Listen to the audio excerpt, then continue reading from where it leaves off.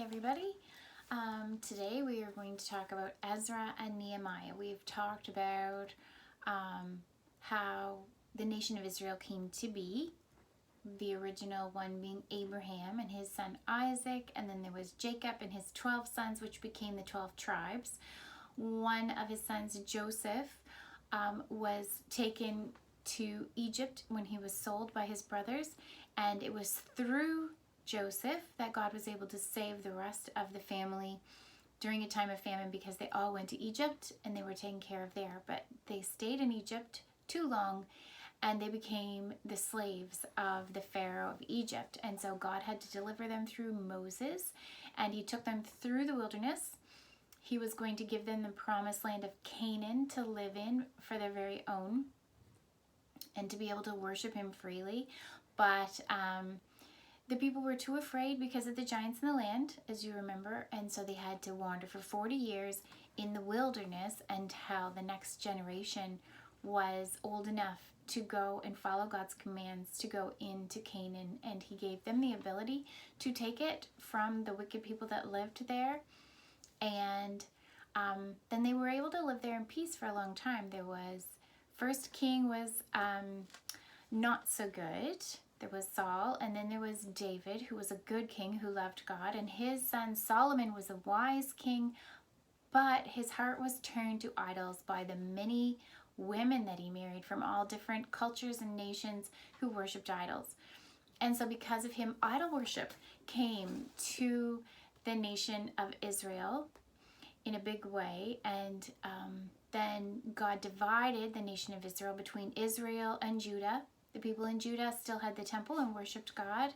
The people in the northern part became Samaritans. They were intermarried with the heathen people, and they mainly worshipped idols.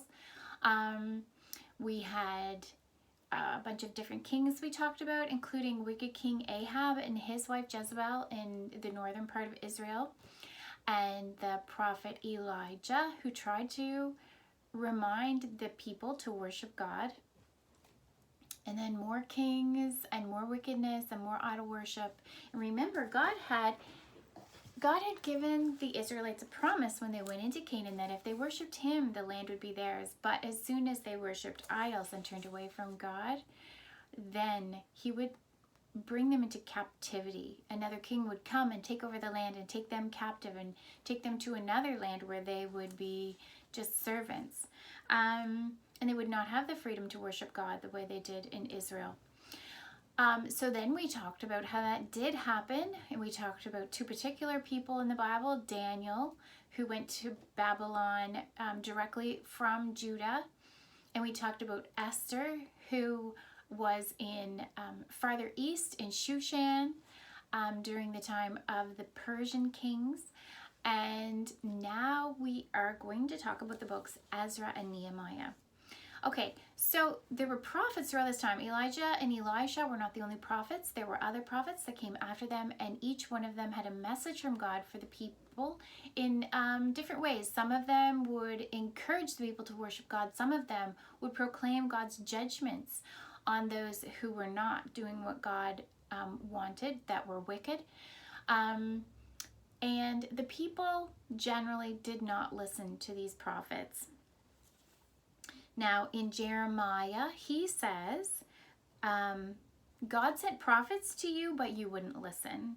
They told you if you didn't stop worshiping idols, you would lose your land, but you didn't listen.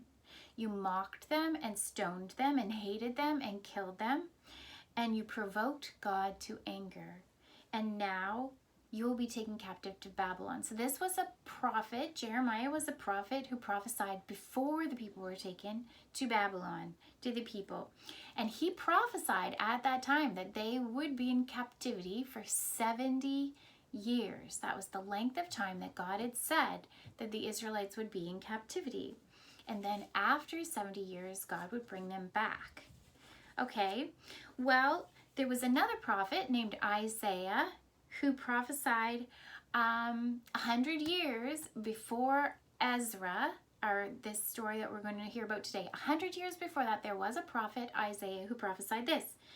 He said, Isaiah 44:28, Cyrus, he is my shepherd and shall perform all my pleasure. That means God is saying Cyrus, someone named Cyrus, was going to live and he was going to do what God wanted him to do. Okay? Okay, back to what the Bible says. He shall perform all my pleasure, even saying to Jerusalem, thou shalt be built, and to the temple, thy foundation shall be laid. So Isaiah is prophesying, saying something that will happen in the future. He is saying that a man named Cyrus would do what God wanted. He would build Jerusalem and the temple. He would want those and tell those to be built. Okay? So that's pretty amazing. And 100 years later, there was a king in Persia named Cyrus, and he did tell people to go and do those things, to build Jerusalem back up, to build the temple back up, and to send Israelites back to their homeland. Okay, so that's where we are now. Soon after Cyrus became the king of Persia, he did these things. He said, anyone who wants to go back to Israel, anyone who wants to go back to Jerusalem and build the temple, you can do that. I'm going to let you go back. You will no longer be captives in this land, but you can go back to your homeland and do these things. Now, it was a long way back. It was a 4-month journey, 900 miles, and they would have to walk or ride donkeys. A lot of people would have walked, so it was a long way.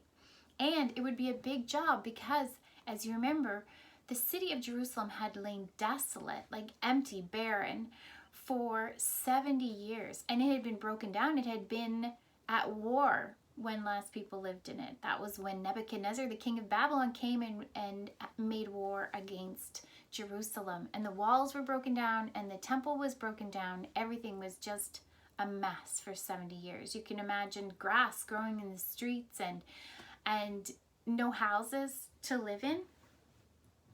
But some of the people of Israel, they were excited. They wanted to make that long journey and go back and build the temple and worship God again and have a land of their own. So this was very exciting for them. Okay, so you remember this picture is Babylon. You remember the mountain, the hanging gardens that Nebuchadnezzar had built for his wife. It was one of the wonders of Babylon. And this is King Cyrus, and he's pointing towards Jerusalem. Now, another amazing thing about Cyrus is that, like Nebuchadnezzar, after he had been a beast in the fields for years, and then finally recognized that God had given him this wonderful kingdom and done all these amazing things through him, Cyrus didn't need to go through all that. From the very beginning of his reign, he said, God has given me this kingdom. He let me have it. And so he was a blessing to the Israelites and the people in his nation. So here's a picture of all the people that were going to make that 900-mile journey back to Jerusalem. Now, some of the Jews, many of the Jews, were pretty comfortable where they were. The idea of walking for 900 miles, 4 months, and going to a desolate land where they'd have to start all over again and build houses, they're like, you know what? I like my house. I like my yard. I like my garden. I like my friends. I'm just going to stay here. That's okay with me. But Cyrus said, well, if you choose to do that, you should give things to your family, basically, the other Israelites that are going back to Jerusalem. Give them gold and silver and things that they can take with them to use when they get back there in their new life and to build the temple. And so they did. And even many Persians gave things to the Israelites that were going back home again to build up the temple because they recognized that they worshiped a God that was real. Okay, so there was about 50,000 people that went back and 8,000 animals. And it took them 4 months to do the 900-mile journey. And then when they got there, there was nothing waiting for them. It was all in ruins, so they had to build themselves homes. Well, that took about 7 months for them to build houses to live in. And then they started to work on the temple. And the very first thing they did was build altars where they could worship God and honor him and ask for his blessing, and to dedicate the work to God. And so they did that, and then they got right into the building of the foundation at the bottom of the temple. First they had to clear away all the mess that was there already, and then they were going to build. So the first step was building this foundation. So it took them a while to do that, but when it was finally done, they had a celebration. They had music. People came from all over the place to worship God and to celebrate for what he had allowed them to do. They were so excited. But there were some people that had gone back that were old. They were old enough to remember what the first temple looked like, the one that Solomon had built. And you remember it was big, it was amazing, it was beautiful, it was coated with gold, it was huge. And when they saw the foundation for the new temple, it was so much smaller.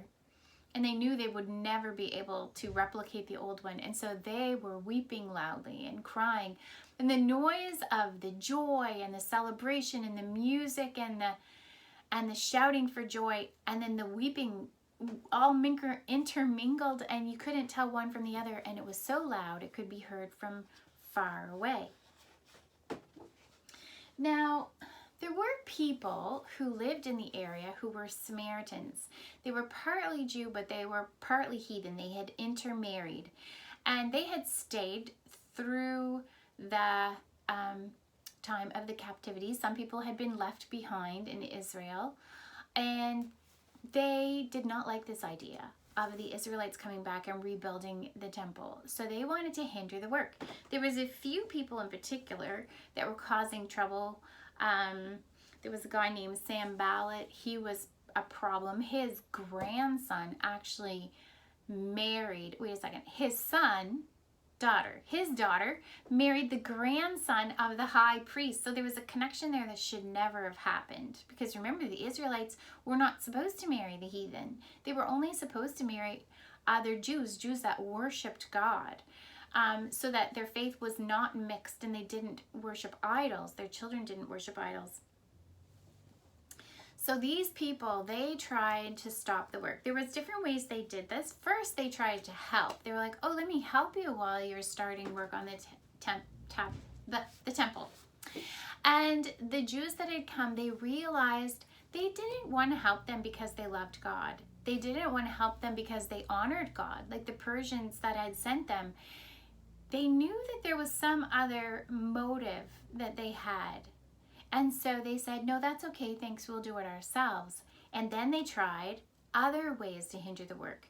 They would cause trouble, they'd spread rumors, and they wrote a letter to the king. There was a new king in Persia, and they wrote a letter to him accusing the Israelites that were building the temple. And they said, oh, by the way, did you know that there's people here rebuilding the city of Jerusalem? They didn't say they were rebuilding the temple. They said the city of Jerusalem. And in the past, the city of Jerusalem was rebellious against the kings in your area. And so you might want to look into that. And so the letter went back to Persia, and the new king looked and was like, oh no, we don't want rebels. So he looked in those, remember how they always kept records of what had happened in the past in the kingdom? They looked through the records and they saw that Jerusalem had been rebellious against the kings in Babylon, and so they sent word back, oh, you need to stop working on the building of Jerusalem. Well, the Israelites were afraid, and so they stopped, and they just built their houses and their gardens, and they stopped working on the temple. For a long time they stopped, and that was too bad because they weren't building the city to rebel against Persia. They were building a temple to worship God. So God sent two prophets. There was Zechariah and there was Haggai. God sent two prophets. You can see their books in the Bible, to encourage the people to start building the temple again. Now Haggai, he was sent to warn the people, saying, you're spending all your time building houses. You need to build God's house. You will not be blessed by God if you spend all your time on yourself. And then Zechariah, his message was a message of encouragement to the people to make their hearts want to worship God and build the temple. And so the people got back to work. So the Samaritans came back to bother them again. And the people said, well, actually, King Cyrus of Persia told us to do this. So then they sent another letter to the new king.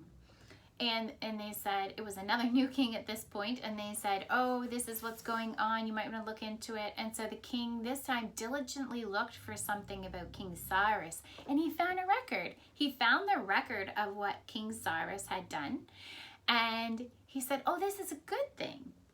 And so he sent back he sent back a letter saying, not only do I say that the building on the temple can be continued, but when you collect your taxes over there, give the money to the people building the temple, because I want the building of the temple to proceed.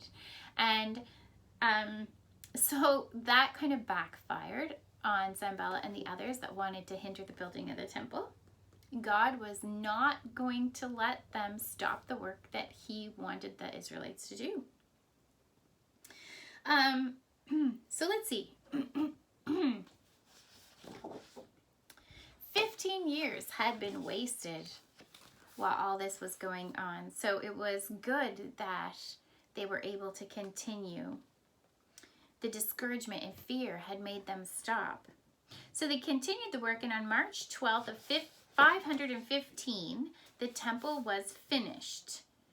It was the second temple that was built in Jerusalem, and thousands of Jews came to celebrate. And they had a feast. They celebrated the Passover. Remember, that was the feast they had that God instituted when he rescued the Israelites from Egypt, when the angel passed over the houses that had the blood on the doorway, where they ate the lamb inside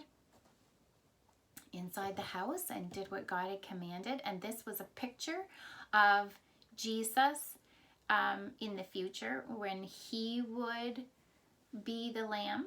Okay, we'll talk about that more later. So they celebrated the Passover, and they rejoiced that God had turned the heart of the king in his hand. The Bible says the heart of the king is in God's hand, and he turns it whichever way he wants. He chooses what he wants the king to do, and he can do whatever he decides. Okay, God is in charge, and he will be victorious in the end. Okay, so the 50,000 Jews that had left Babylon and gone back to Israel had succeeded in building the temple. It was 58 years later, and there was a problem because they didn't really understand all of the law of God. There wasn't anyone there to really teach them the law of God. So God raised up a man named Ezra, who had purposed in his heart to seek the law of the Lord. He wanted to learn the law of the Lord. He purposed in his heart to do this. Just like Daniel purposed in his heart to honor God in Babylon, Ezra purposed in his heart to learn the law of God. It's good to make these purposes in our hearts for good things like this. Well, God chose Ezra to go back to Israel. So Ezra requested permission from the king. This was the Persian king Artaxerxes at this time. There's a couple of them, so this was the second one. And Artaxerxes, he respected Ezra, and so he said, yes, you may go back to Israel, and you can take a bunch of people with you, and I'm going to give you money to take with you too, because I want to have a part in the blessing of the Lord, because he respected the God of Ezra, the true God of heaven. And so he made a decree that anyone in the whole kingdom of Persia, Babylon, that wanted to go back to Israel could do so. And so a group of people went back with Ezra. And the king and the people in his court actually contributed a lot of money for them to go. And he urged others to help them out. And so they had a lot of wonderful things to take with them when they went. Now Ezra, he thought, uh-oh, we're traveling for 4 months. That's a long ways. Oh, we might be attacked on the way, and all this wonderful stuff that we're given, it'll be stolen. But he didn't want to ask the king for protection because he had explained to the king about the God of heaven and how God protected his children. So what he did was Ezra got all the people together that were going to go on this big trip, and they went and they fasted. Remember, they didn't eat for a period of time to show their seriousness with God, and they prayed. They fasted and prayed and asked God to protect them, and then they went on their journey. And God did protect them, and they reached Israel. But when they got there, Ezra heard very sad news. The people who had been living in Israel over this period of time had again started to intermarry with the heathens of the land who worshipped idols. And he was so sad. He was like, people, this is the reason that you fell away from God in the first place, and why God had to punish the nation of Israel and take you captive. Why are you going down the same path again? Why didn't you learn from your mistakes from years ago? Why is this happening again? He was so distraught. He was so upset. And he ripped his clothes like they did when they were sad, and he fell on his knees and he prayed. Sorry, I have something in my eye. He prayed and he prayed and he cried. And he did this so long that other people joined him. Many other people joined him, and they all prayed and they cried and they asked God's forgiveness. And then the people who had married idol worshippers who didn't worship God, they separated from those people that they had married in order to not continue the sin that God had told them about. Okay, so like them, we need to be careful of the ones that we hang around with all the time, because they will have an effect on us. And we need to separate from those, not be best friends, not best buddies, spend all our time with people that have nothing to do with God and dislike him even. And we need to be careful about that, because we are affected by those that we are around. So just keep that in mind when you're choosing what to do. All right, so 60 years after the temple had been rebuilt, the city of Jerusalem still did not have walls around it. So they had a temple, and people were living in Israel, not necessarily right in the city area, because there was no protection there. And they had a teacher of the Word of God, that was Ezra. But there was a man named Nehemiah. He lived not in Babylon, but farther east in Shushan, the same city that Esther had lived in. And he was the cupbearer to the king. So when the king was going to have a glass of wine, then the cupbearer, he would make sure there was no poison in it. He would probably taste it first, and then if he dropped dead, then you don't serve that one to the king, because that's not a good one. So he was in a very trusted place, because he could easily kill the king. He could bring the cup to the king and slip a little something in there on the way. So he had a very trusted position, and he was very close to the king. He saw him all the time. And Nehemiah was always happy and pleasant when he came before the king. The king didn't like grumpy-faced people around. Well, one day, a relative of Nehemiah came back from Israel, and Nehemiah was so excited. He had great interest in what was going on in the temple in Israel, and he said, "So what's going on? Tell me all about it." And he did, and he said, well, Jerusalem's broken down. The walls are all broken down. They haven't been rebuilt. It's just kind of a mess there. And Nehemiah was really sad about that, and he felt strongly that that was wrong, that they needed a place to protect the temple and the people that could live there. And so he prayed about it, and he fasted and he wept and he prayed for 4 months. And then one day he went before the king, and he was sad because he had been praying and fasting about this. And the king looked at his face and he said, "Nehemiah, your face, what is wrong with you?" And at first Nehemiah was afraid, because He thought he might be punished for not having the proper facial expression before the king, having the right attitude at work. But he sent up a quick prayer to God right there at that moment. And then he said, well, I'm sad because the city of my ancestors is broken down. The wall is all broken down and it makes me sad. And the king said, what do you want? And Nehemiah said, well, I would like to go back and rebuild the wall.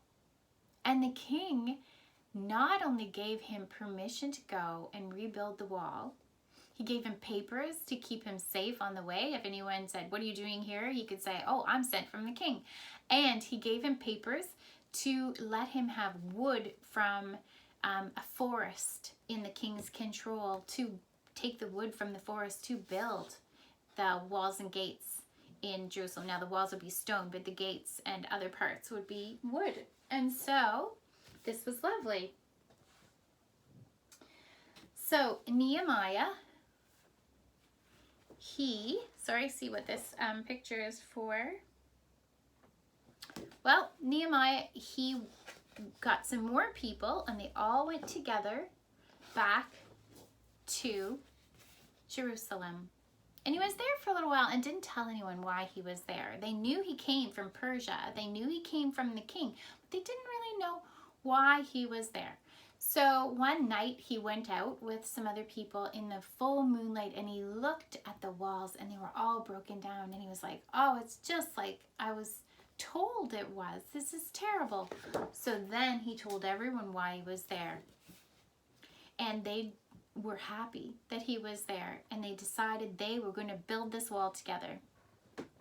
Now those same people that had caused trouble at the building of the temple, they came back to cause trouble at the building of the wall.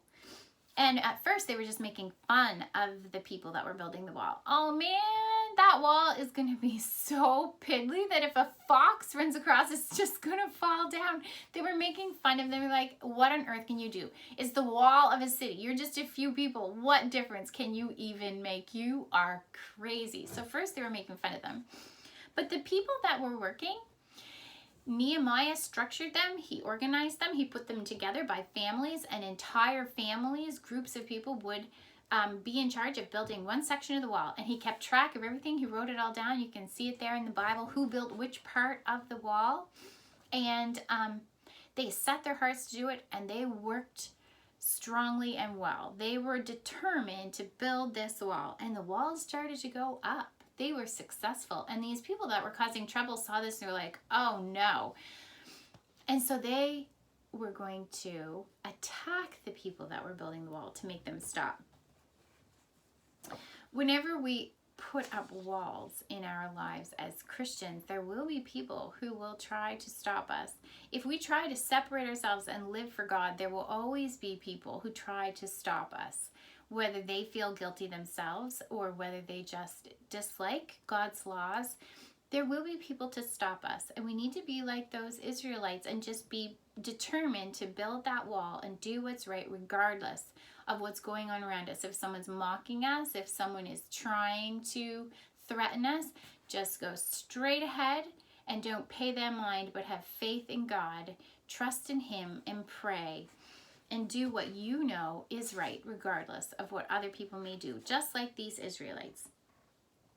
In fact, sometimes it might even be other people who say they're Christians because they don't think that walls are necessary, but you just keep going and do what you feel God has called you to do, just like Nehemiah.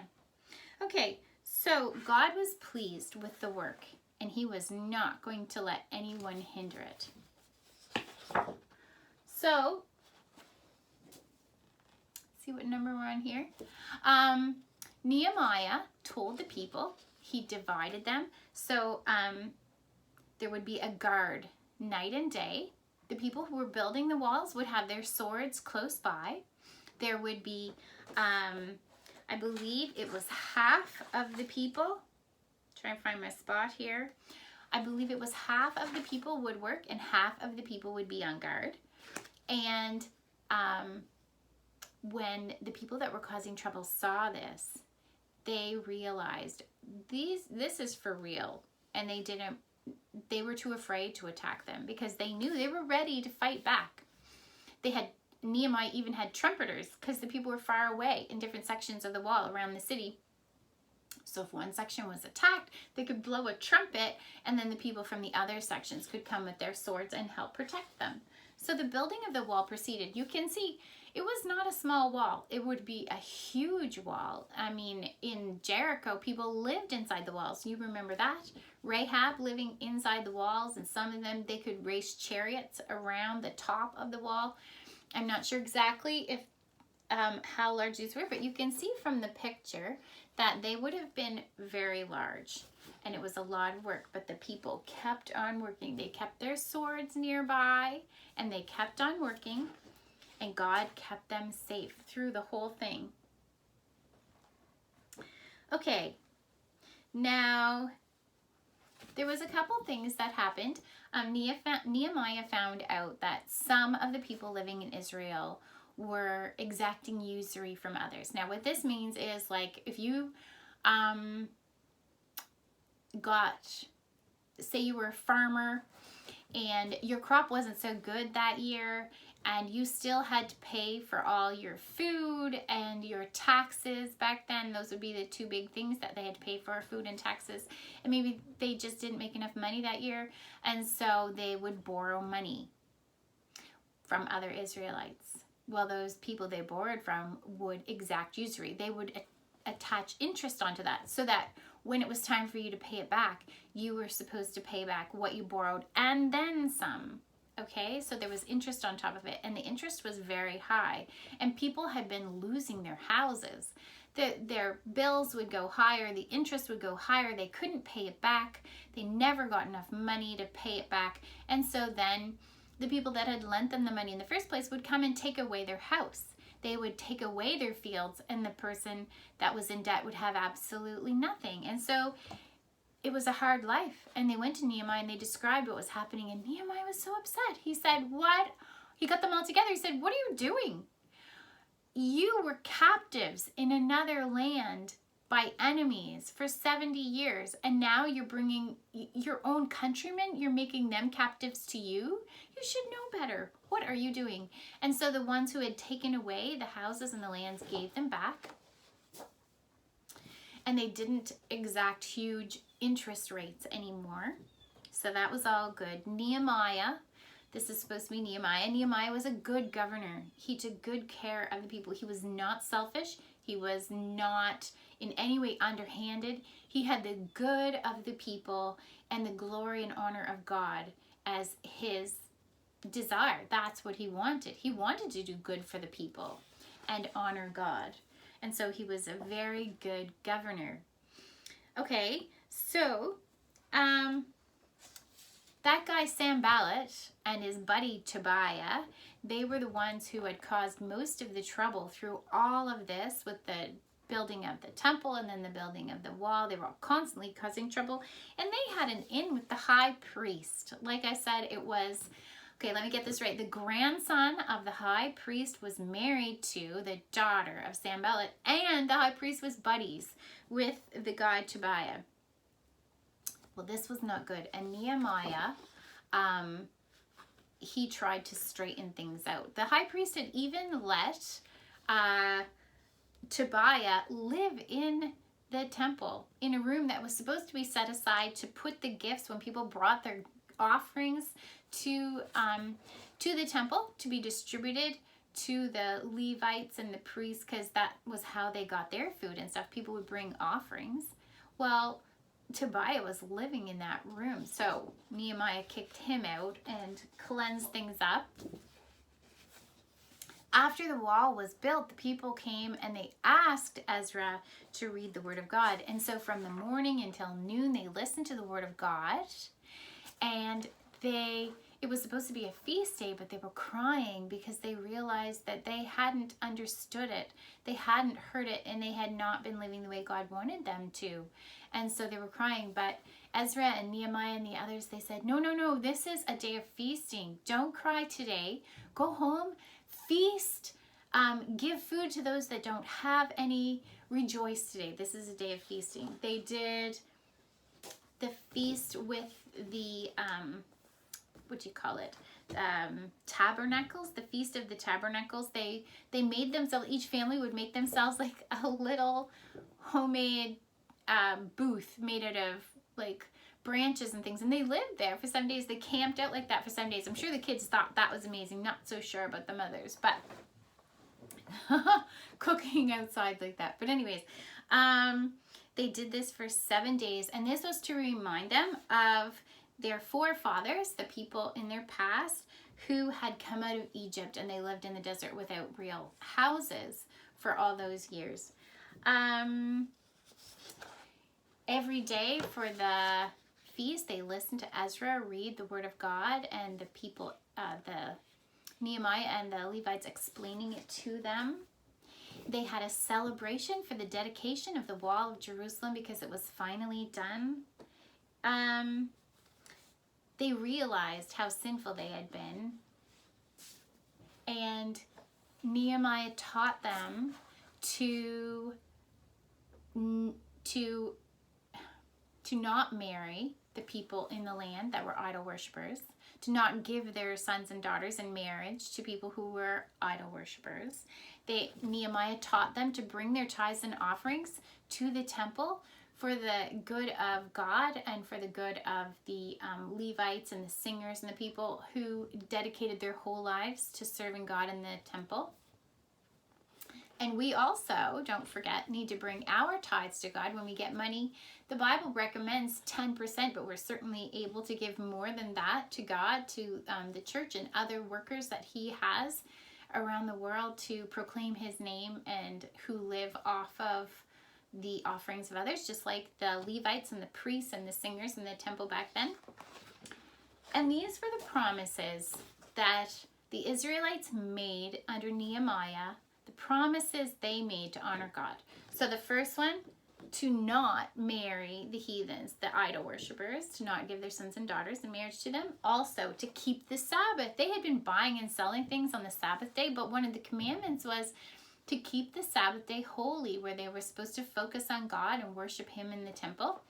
And so Nehemiah, once there was walls and gates on Jerusalem, he just shut the gates on the Sabbath, and the people that were coming to Jerusalem to buy and sell things on the Sabbath, they were locked outside. So they weren't able to do that anymore. So he taught them to keep the Sabbath, and he taught them to give offerings to the temple. And the people promised to do these things to honor God. And this is the end of our talk of the Old Testament. Now there's a big gap in the history of the Bible, where there was no books written for a very long period of time until the New Testament. There were prophets during this time and that sort of thing, but there is no more stories of the Old Testament. Now, one prophet that we skipped was Jonah. I didn't have a lesson for him, and also we didn't have time in order to get to the Christmas story. So maybe at a later date I'll be able to do Jonah with you, but that is the end of our talks on the Old Testament. So we've talked from Genesis right through to Malachi, the end of the Old Testament. And next week we will start with the New Testament. And hopefully you will really enjoy hearing about God's new plan for humanity. All right, so hopefully this was all helpful, and you have a good week. Thanks, bye.